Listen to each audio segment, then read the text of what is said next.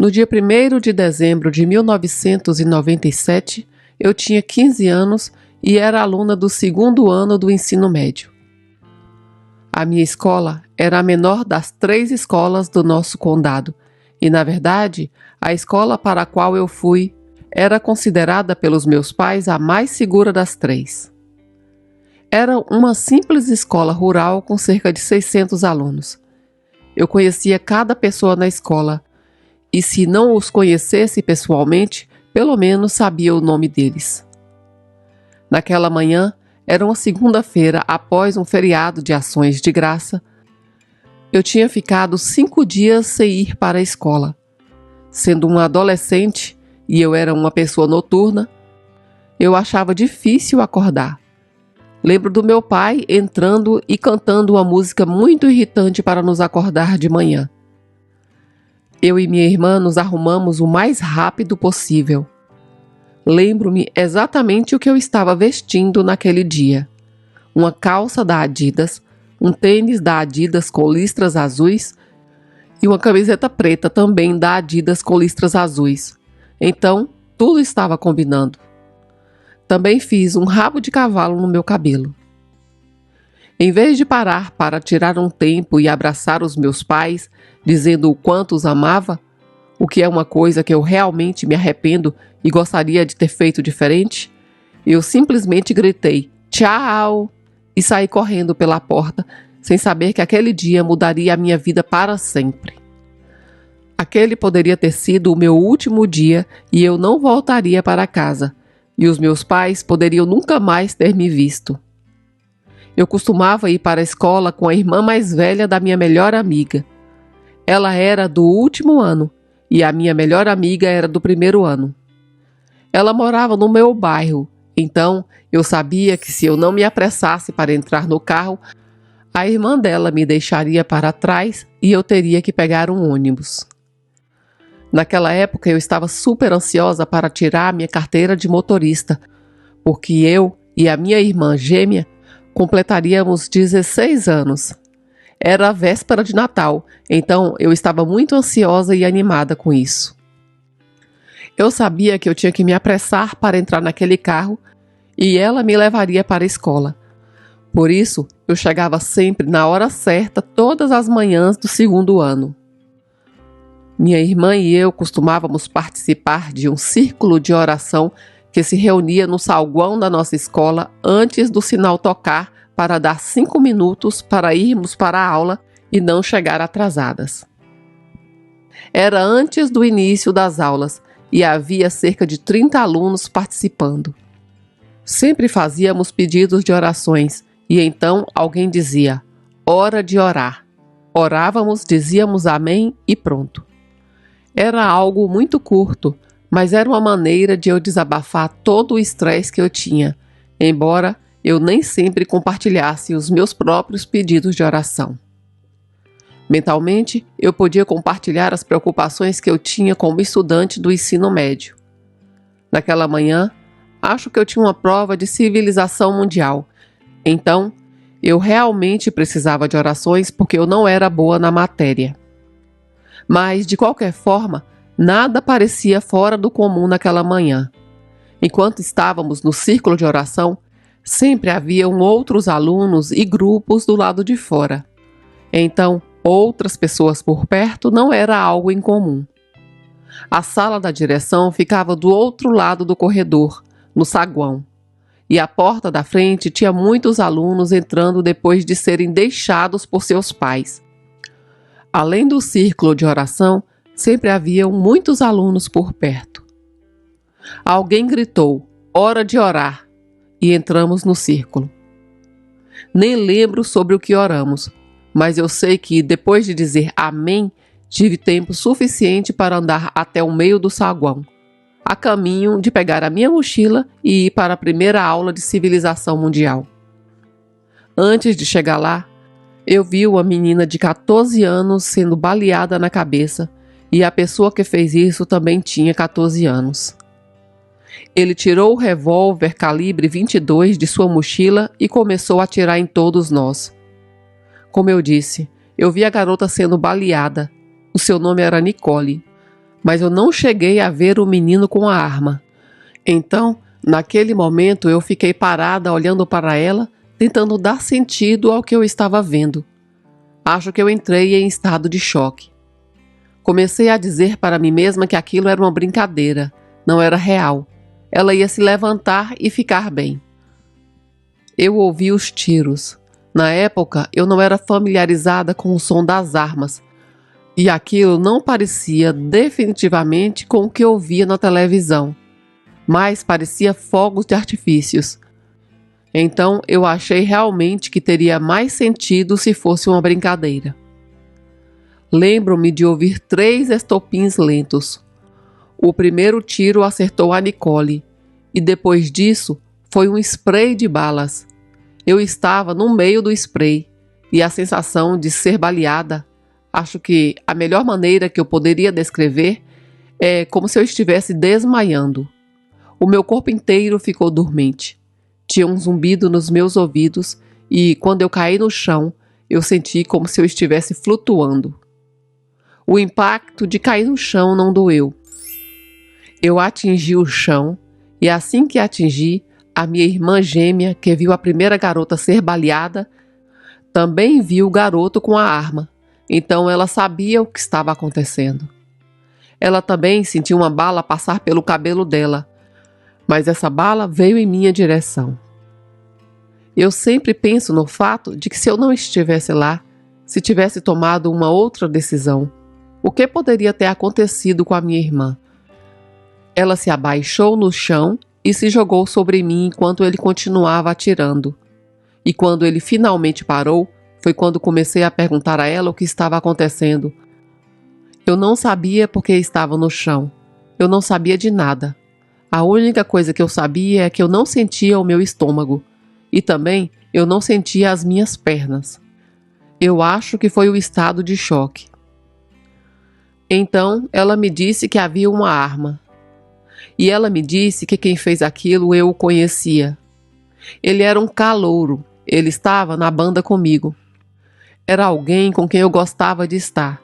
Era como um palhaço da turma. Eu gostava de estar perto dele. Ele era a última pessoa que eu poderia imaginar em fazer isso.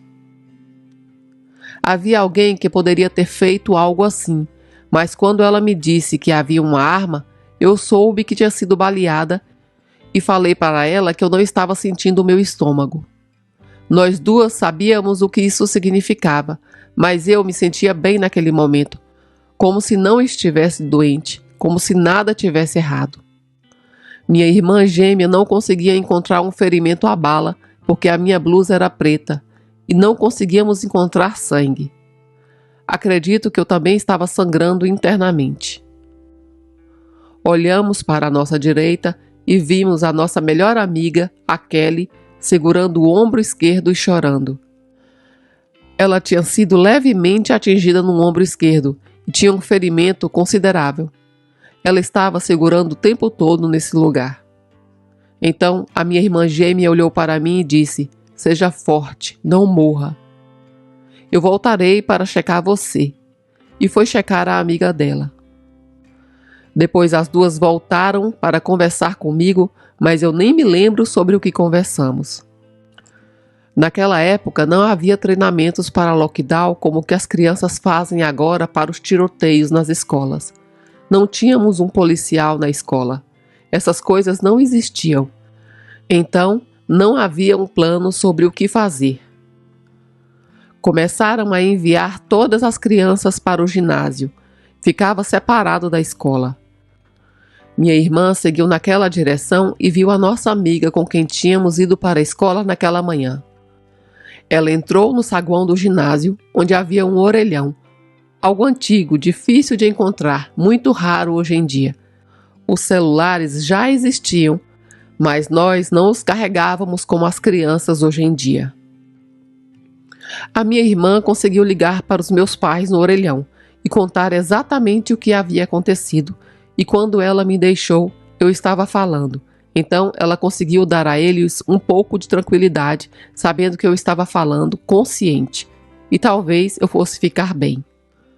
Haviam 2 hospitais possíveis, então eles não tinham ideia para onde eu seria levada. Tiveram que escolher um hospital. A minha tia, a minha avó e o meu tio foram para o outro hospital esperando por mim. E enquanto isso, eu ainda estava deitada no chão do saguão, perguntando o que ia acontecer comigo. Lembro da minha professora de álgebra daquele ano, e eu era péssima em matemática. Então fiquei surpresa que ela fosse a professora que estava ao meu lado. Ela começou a orar por mim, e esse foi o primeiro momento em que comecei a ficar com medo e pensar na possibilidade de morrer. Olhei para minha professora e perguntei: eu vou morrer? E ela respondeu: não, você não vai morrer, você ficará bem. Então eu disse: bem, eu estou paralisada, porque eu não sinto o meu estômago. Naquele momento, eu percebi que eu conseguia mexer as pernas e eu disse: estou paralisada, eu sei que estou. E ela disse: não, você está apenas em choque, você ficará bem. Acho que ela sabia exatamente o que estava acontecendo comigo, mas ela estava fazendo o melhor para tentar me manter calma. Depois de falar com a minha professora sobre o meu ferimento e o fato de estar com medo, comecei a ficar muito cansada e queria fechar os olhos. Ela continuava me dizendo: não feche os olhos, mantenha-os abertos. Cheguei ao ponto que eu não conseguia mais resistir. Eu estava tão cansada que acabei fechando os olhos. Quando eu fechei os olhos, a próxima coisa que eu me lembro é de como se eu estivesse acordando de um pesadelo. Não me lembrava completamente de tudo. Eu sabia que algo ruim havia acontecido, mas era como se eu não estivesse mais focando naquilo. Eu simplesmente pensava: aquilo foi um pesadelo terrível, mas agora é real. O que acabou de acontecer não era real, era um pesadelo. O tiroteio. Depois disso, lembro-me que eu estava sentada com uma pessoa conversando e caminhando com elas. Eu me sentia bem com aquelas pessoas ao meu redor. Eu conversava muito com a pessoa que estava à minha direita. Não sei quem era aquela pessoa, mas eu me sentia à vontade para conversar com ela, como se a conhecesse. Não lembro do que falamos. Conversamos, mas não me lembro qual o assunto. Lembro-me de estar feliz. Eu não entendia o que estava acontecendo naquele momento, mas estávamos caminhando juntas. Lembro-me mesmo de uma pessoa passando de bicicleta ao meu lado e eu precisei me desviar. Acabei esbarrando na pessoa do meu lado direito. Rimos disso, mas eu não sei sobre o que conversávamos. Eu não sei se era um homem ou uma mulher. Eu não me lembro de nada. De repente, tudo ficou escuro. Então, como se tivéssemos desaparecido, o teto voltou a ficar nítido e eu estava olhando para o teto e estava de volta no saguão. E eu pensei: isso realmente aconteceu. Eu olhei ao redor. Quando eu voltei para aquela situação, eu tive uma perspectiva diferente, ou um sentimento diferente. Eu não estava mais com medo. Eu tinha a sensação de que sabia que ficaria bem, que eu ficaria viva e tudo ficaria bem. Na ambulância eu não sabia quem era a pessoa do lado, mas depois descobri que era a minha amiga Cassie. Ela foi baleada na cabeça e estava morta. Quando cheguei na sala de emergência, lembro-me que eu ainda me sentia calma e sabia que tudo ficaria bem. Acabei recebendo 2 unidades de sangue. Precisei colocar um tubo no peito e depois disso começaram a fazer testes em mim. Eles pegavam as agulhas e me cutucavam, me pediam para mexer os pés, mas eu não sentia as cutucadas e eu não conseguia mexer os pés. Naquele momento, eles me disseram que, até onde sabiam, eu estava paralisada. Era de se esperar que eu ficasse chateada, que eu ficaria arrasada porque eu sabia que eu ia passar o resto da minha vida paralisada e que não havia cura. Era algo com o qual eu teria que conviver o resto da minha vida. Mas eu ainda estava com aquela sensação de calma e sentia que tudo ficaria bem. Eu também sabia que eu deveria estar chorando, e então eu pensei: parece que eu estou ficando louca por estar bem. Então eu tentei me fazer chorar, mas eu fiquei parecendo boba e ridícula porque eu sou uma péssima atriz. Então eu simplesmente parei de chorar. Lembro-me de até mesmo consolar a minha família quando eles vieram me ver. Lembro-me da minha avó entrando e chorando, e eu disse: vovó, está tudo bem, eu vou ficar bem. Depois de ver a minha família, eles me levaram para fazer uma radiografia para descobrir o que aconteceu com a bala. Depois de ouvir sobre o meu ferimento, eu percebi o quão abençoada eu estava por estar viva. Eu percebi porque eu não sabia muito sobre os calibres 22, mas eu aprendi que quando você é atingido por uma bala 22, ela rechicoteia dentro do seu corpo. Mas a bala entrou para o meu ombro esquerdo. Agora eu tenho apenas um pequeno ponto roxo no ombro e é difícil encontrá-lo porque é bem pequeno. A bala passou longe do meu coração porque o meu coração está aqui. Rechicoteou dentro do meu corpo. Passou por todas as principais artérias e órgãos sem acertar nenhum, exceto o pulmão. E depois de atingir o pulmão, atingiu a minha medula espinhal e me deixou paralisada. Sou paralisada do meio do tórax para baixo, o que é chamado de lesão medular T4 e T5. A quarta e a quinta vértebras torácicas da minha medula espinhal são danificadas. A bala saiu pelas minhas costas, mas nem chegou a perfurar a parte de trás da minha camisa. Então, não foi necessário fazer uma cirurgia para removê-la. A bala não atingiu meu coração, e nesse ponto eu fiquei feliz por estar viva. Descobri que 3 garotas morreram, com a idade de 14, 16 e 17 anos. Eu conhecia todas elas. Essas 3 garotas estavam mortas, mas eu estava viva.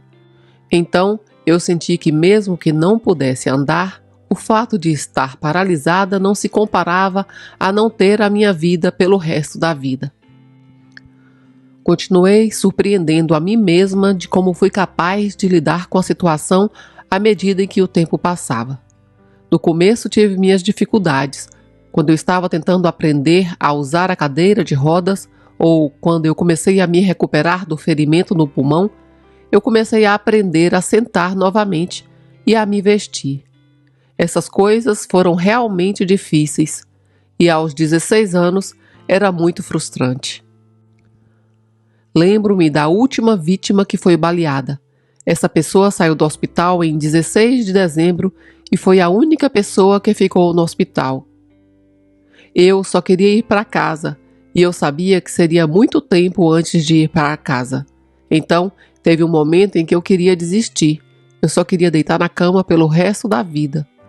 Eu sabia que seria muito difícil. Eu tinha 16 anos e eu deveria estar vivendo uma vida de adolescente, saindo com os amigos, saindo para encontros, coisas assim. Eu deveria estar animada por tirar a minha carteira de motorista. E como eu estava? Eu sabia que aquilo era algo que teria que ser adiado, e ainda mais naquele ponto. Mas eu sempre senti, eu acho que posso chamar de sinais de Deus de alguma forma, que sempre havia algo enviado para me encorajar e me lembrar que tudo estaria bem. Então, sempre que eu começava a ter estes sentimentos de que eu vou desistir, era quando eu começava a receber cartas de pessoas de todo o mundo. No dia em que eu recebi, a maioria foram 600 cartas em 45 pacotes. A minha mãe ficava do lado da minha cama e quer eu estivesse acordada ou não, ela lia todas as cartas para mim. Ela abria todas as cartas com seu abridor de cartas. Uma vez ela tentou passar a manteiga no pão com ele e disse: "O que eu estou fazendo?" Mas ela lia e me contava. Com o tempo, eu comecei a ouvir e comecei a pensar que haviam tantas pessoas que não me conheciam e estavam se dando o trabalho de escrever para mim e me dizer que se importavam e que estavam pensando em mim, que eu não me sentia mais sozinha naquele ponto. Eu sentia que aquelas pessoas que nem conhecia não desistiam de mim, porque eu desistiria de mim mesma. Então, eu continuei me esforçando até conseguir começar a usar a cadeira de rodas e aprender a viver uma vida em uma cadeira de rodas e não desisti. Parecia mesmo que eu sempre recebia um incentivo à medida que o tempo passava. Quando eu estava prestes a voltar para a escola, comecei a ficar preocupada. Preocupada com a forma como as pessoas iriam me tratar por estar em uma cadeira de rodas. O que poderiam fazer? Que tipo de coisas eu poderia fazer? Eu participava do coral, então eu sabia que teria apresentações e produções e dança, e eu não sabia se ainda poderia participar. Se eu poderia dançar na cadeira de rodas. Eu pensava se eu poderia participar das competições. Eu jogava futebol e sabia que isso não seria uma opção. Mas haviam coisas mudando na minha vida. E eu não era a única pessoa em uma cadeira de rodas na minha escola naquele momento. Fui convidada para participar de um acampamento no Alabama, onde eu aprendi a esquiar na água, andar de jet ski, montar a cavalo e escalar árvores.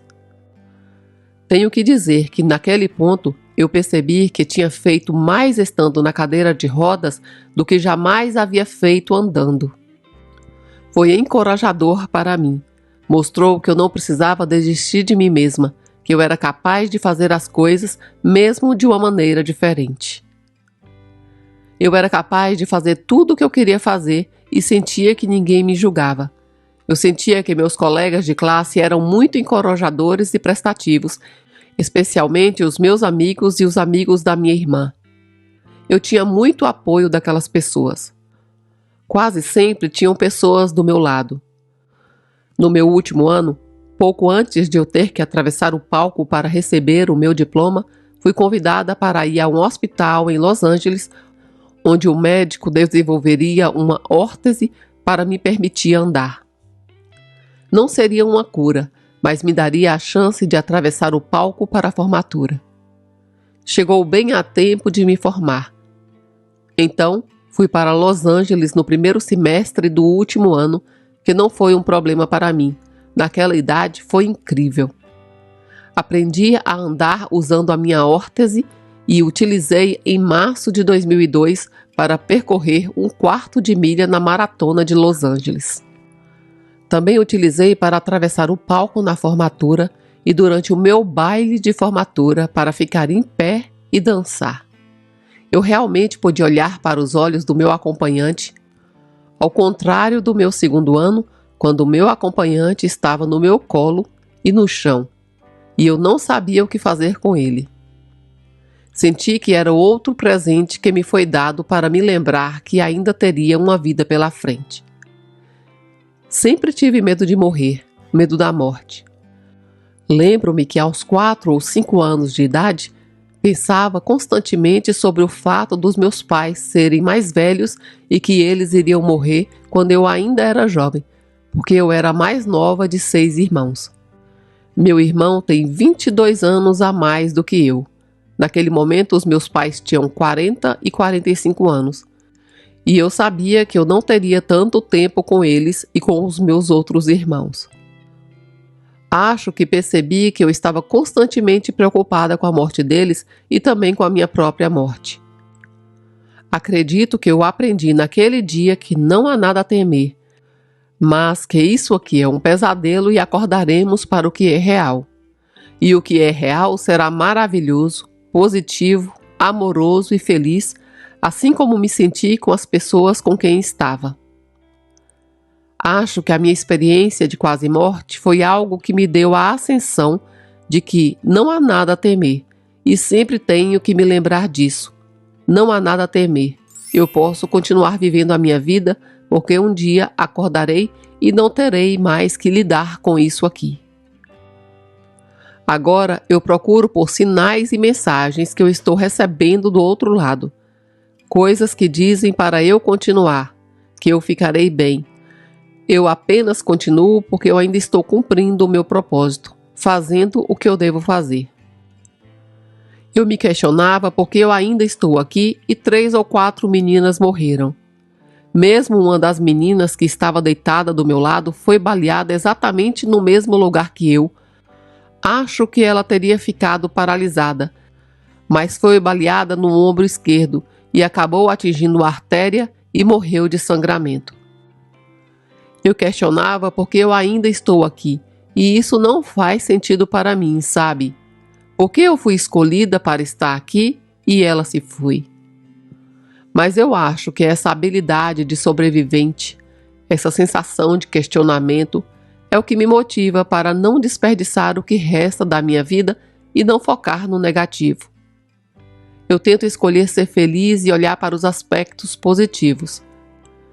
Eu passo por todas as frustrações e dificuldades que eu tenho que enfrentar, mas então eu tenho que me lembrar de que eu tenho uma família, tenho filhos, eu pude viver a minha vida, e aquelas 3 meninas não conseguiram. Por isso, é um desserviço a elas desistir de mim mesma. Faz sentido não fazer o que eu sinto que é o propósito que me foi dado para cumprir neste sonho, ou seja lá o que for essa vida? Preciso fazer o melhor desse pesadelo que eu estou vivendo. Isso aqui não parece real, parece uma simulação. Eu dei um suspiro de alívio como se estivesse tudo bem, que o que aconteceu não foi real, que tudo estava bem, e eu estava andando, sabe? Era essa a sensação que eu tinha. Do outro lado, eu estava feliz. Eu não pensava no que acabara de acontecer. Eu achava que eu estava em um pesadelo e tinha acabado de acordar. Eu não conseguia me lembrar muito, mas eu não me concentrei também. Eu apenas estava fazendo o que era para fazer naquele momento. Quando voltei, eu não estava com medo. Consegui olhar o lado positivo das coisas, sabe? Superar o negativo e a frustração. Porque, com certeza, nos últimos 25 anos, o meu corpo não é mais o mesmo. Tive lesões nos meus ombros e tenho síndrome do túnel do carpo grave. Fiz cirurgias por causa de certas coisas. Em novembro, eu caí da minha cadeira de rodas e quebrei um fêmur esquerdo. E ouvi dizer que não há benefícios de ser paraplégicas, mas quebrar o fêmur é o pior que pode acontecer. Eu ainda tive que lidar com ter que ficar internada com todas essas coisas frustrantes. Fiz uma cirurgia para consertar o fêmur no dia 1º de dezembro, 25 anos depois de ser baleada. Foi como se aquela data ainda estivesse me assombrando. Ainda estava me causando problemas, 25 anos depois, sabe? E se não tivesse sido baleada, e se tivesse numa cadeira de rodas, muito provavelmente não teria que passar por uma cirurgia para consertar o fêmur naquele momento. Ainda é meio estranho como as coisas acontecem, sabe? É como encontrar uma agulha no palheiro, se é que isso faz sentido. Depois de 25 anos, fiz uma cirurgia no ombro. Me lembro que fiquei na cama. Eu só conseguia mover o braço direito por 5 meses. Tive que aprender a fazer tudo de novo, assim como tinha 15 anos. Tive que aprender a me sentar novamente, a me vestir sozinha. E no começo eu não estava preparada para isso. Eu nunca pensei que teria que fazer isso. Na época eu estava na casa dos 40 anos, final dos 30. Eu estava deitada na cama por 5 meses. Engordei e isso dificultou um pouco a minha movimentação. Tive que passar por essas coisas. Estavam me testando para tornar a situação mais difícil, mas eu não desisti. Eu reclamava e gritava, perguntando por que eu, mas eu continuei. Então, finalmente, em dezembro de 2021, terminei a fisioterapia. Consegui fazer a maioria das coisas de forma independente, embora a lesão do ombro ainda me fizesse depender do meu marido para me vestir ou para me transferir. Em novembro de 2022, eu quebrei o fêmur e voltei para o hospital com uma outra cirurgia no aniversário de 25 anos. Era como se eu estivesse sendo testada novamente.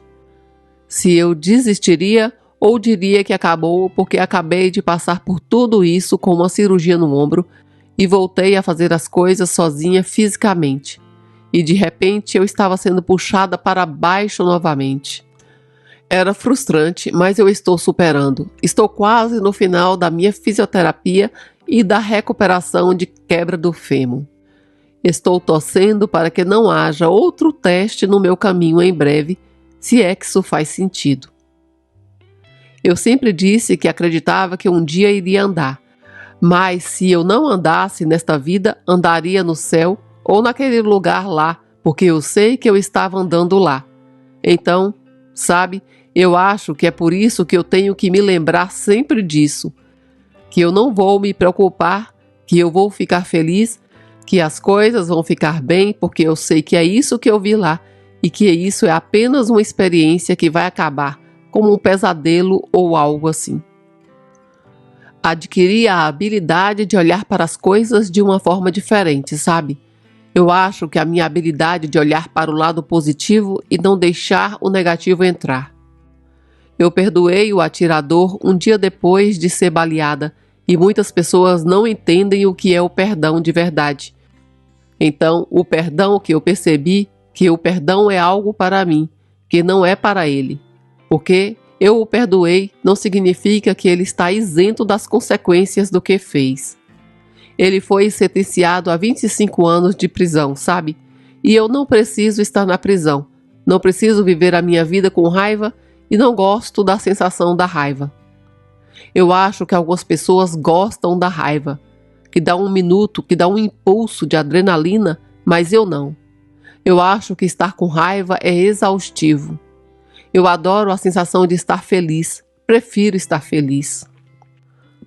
Então eu acho que escolher perdoar é o que me libertou, e eu não preciso viver com as consequências daquele dia.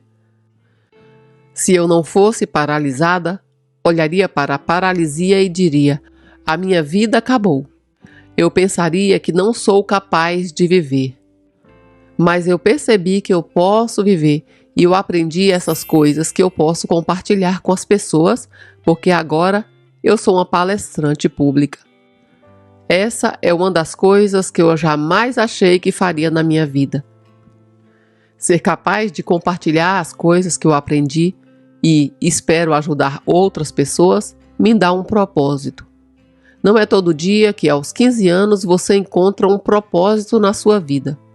Há pessoas que têm 80 anos e se perguntam por que eu? Por que eu estou nessa terra? O que está acontecendo? E eu fui abençoada por saber o que eu estou fazendo. Então, isso eu ganhei com a minha experiência de quase morte. Eu sou capaz de olhar para a vida de uma maneira diferente e enfrentar esses desafios e superá-los e não deixar que eles me derrubem e me façam desistir. Se hoje eu encontrasse alguém que passou por uma tragédia semelhante, eu diria para ela que não será fácil, que as coisas serão difíceis e que haverá momento em que ela vai querer gritar, dizer que acabou, que está tudo acabado.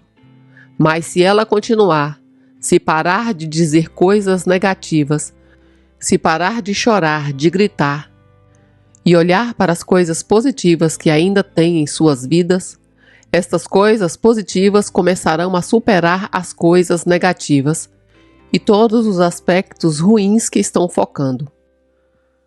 É necessário deixar a frustração sair para depois focar no que você tem e que talvez as outras pessoas não tenham. Eu também percebi, sabe, eu sou paralisada do peito para baixo. Sempre pode ser pior. Eu conheci um homem que estava lidando com a esclerose e eu nunca soube muito sobre essa doença, mas eu conheci aquele homem falando e andando e no final ele não conseguia falar e não conseguia fazer nada além de se comunicar com os olhos até morrer. Ele não conseguia dizer oi, mas eu lembro de vê-lo pela última vez e ele me olhou e os seus olhos disseram: olá. Eu não conseguia imaginar porque ele acabara de ter um neto e não conseguia segurar o bebê. Ele não estava lá quando a filha se casou. Ele não pôde levá-la no altar. Então eu olho para isso e penso: eu acho que isso que deve ser difícil. Sempre pode ser pior do que você está lidando ou passando. Quando eu contei para as pessoas o que aconteceu comigo, eu estava preocupada que elas não acreditassem em mim, que achassem que eu estava inventando ou que eu estava em choque. A minha irmã gêmea realmente achou que era verdade. A experiência que eu tive de quase morte foi um alívio para ela também, pois assim como eu, ela também temia a morte e temia a morte dos nossos pais quando éramos mais jovens. Então, foi como se eles fossem encorajados a acreditar em mim. Às vezes eu me preocupo que as pessoas ao meu redor podem não acreditar em mim e nesse tipo de coisa acontecendo, mas só posso sentir que é algo encorajador compartilhar o que vivenciei, porque eu sentia tanto medo de crescer com a morte. E agora eu acho que é assim que eu consigo viver a minha vida, focando no positivo e sabendo que um dia não precisarei me preocupar em lidar com isso. Agora eu só preciso superar isso e tudo ficará bem. Eu me pergunto, sabe, do outro lado, se os meus filhos continuarão sendo meus filhos e se a minha irmã gêmea continuará sendo a minha irmã gêmea, sabe? Essas coisas. Porque eu não sei. Eu não sei quem eram as pessoas com quem eu estava conversando e o que eu estava conversando com elas. Mas eu só sei que eu estava confortável. Era como se eu estivesse em casa. Sabe, é assim. Eu me sinto com o meu marido e os meus filhos agora. E minha família. Eu sinto que é o meu lar. Mas eu senti a mesma coisa, se isso faz algum sentido. Sinto sempre que não há palavras para descrever. Então, eu ainda sinto que tenho que ter certeza de que alguém me entende, porque eu sinto que não há palavras para explicar sequer o que vivenciei. Mas eu tento. Quando eu estava do outro lado, eu sabia que haveriam lutas. Eu sabia que eu estava sendo preparada para lidar com isso, que não seria fácil, mas que tudo eventualmente ficaria bem. Então, sim, eu acho que eu fui preparada o tempo todo. Eu nem sei, não consigo falar para você a quantidade de tempo que fiquei lá, mas pareceu muito rápido. Como a situação que eu estava parecia durar muito tempo, mas não durou muito tempo, toda a situação estava acontecendo de qualquer maneira. Parecia que o episódio inteiro durou para sempre, mas não foi assim. Do início ao fim, até as ambulâncias chegarem para nos levar, foram realmente uns 45 minutos e pareciam horas. Mas, enquanto eu estava lá, parecia que muita coisa foi realizada em muito pouco tempo. Eu senti que eu estava lá por muito tempo, mas não parecia que eu aprendi muito enquanto estava lá. Parecia que eu estava lá por algumas horas, mas não foi assim. Agora, olhando para trás, parece que foi rápido. Eu sinto que muita coisa foi alcançada enquanto eu estava lá, que eu estava conversando com essas pessoas por um tempo e aprendendo o que deveria saber. Mas sabe, é difícil descrever com palavras. Eu senti que havia muito tempo que eu estava lá, mas agora, nesta vida, pareceu curto para mim. É como se fosse mais longo do que isso. É como se isso fosse mais longo e o tempo fosse diferente. Isso faz sentido? Eu tenho dificuldades para tentar descrever isso. Eu posso explicar o tempo aqui, mas eu não consigo explicar o que estava vivenciando lá. Era como um filme de ficção científica, talvez como Matrix, ou talvez como um filme antigo dos anos 80 que eu não me lembro, onde a pessoa de repente sai de um reino para um lugar onde não existe tempo, um lugar atemporal. Sim, é como eu disse anteriormente, algo como uma simulação, como se essa situação fosse uma simulação dessa vida aqui. Talvez haja outra simulação em que eu esteja andando e bem, e não fui baleada. Ou que a minha irmã tenha sido baleada e morta, porque eu não fui baleada e paralisada. Foi estranho. Naquela manhã eu só queria ir no banheiro arrumar meu cabelo. Normalmente eu não faria isso, sair do círculo de oração para verificar o meu cabelo antes da aula. Eu pedi para minha amiga Kelly ir comigo, a mesma amiga que mencionei antes e que também foi baleada, e ela disse não, vamos apenas ficar e depois iremos depois do círculo de oração. E então eu questiono, por que eu não pedi para minha irmã ir ao banheiro comigo? Poderiam haver outras simulações em que eu pedi a minha irmã para ir no banheiro comigo, ou a minha amiga Kelly aceitou ir no banheiro comigo? Eu não sei, mas eu sei que o tiroteio de alguma forma me deu coisas para essa vida. Olho para trás e penso, sabe? Se isso não tivesse acontecido comigo, eu provavelmente não teria tomado a decisão de ir para a faculdade. A minha irmã e eu somos as únicas das 6 crianças da família a decidir ir para a faculdade. Talvez eu não tivesse tido essa motivação. Talvez eu tivesse casado logo após o ensino médio e tido 10 filhos. E você sabe, não me focando na carreira ou em algo para a minha vida. Quando eu estava decidindo sobre a faculdade, eu estava olhando para uma faculdade em Los Angeles. Eu fiquei conversando com a agente porque eu achava que não haviam outras meninas de cadeira de rodas que são atrizes. Então eu seria autêntica, você sabe. Uma pessoa paralisada de verdade. E talvez eles me quisessem para filmes porque eu não sou falsa, eu sou a coisa real. Mas talvez haja outra vida onde eu fiz isso. Mas eu escolhi ir para a faculdade perto de casa com os meus amigos e então eu conheci o meu marido e agora eu moro em uma cidade pequena e temos 2 meninos, um com 15 anos e um com 12 anos. E eu tenho uma vida feliz com meu marido.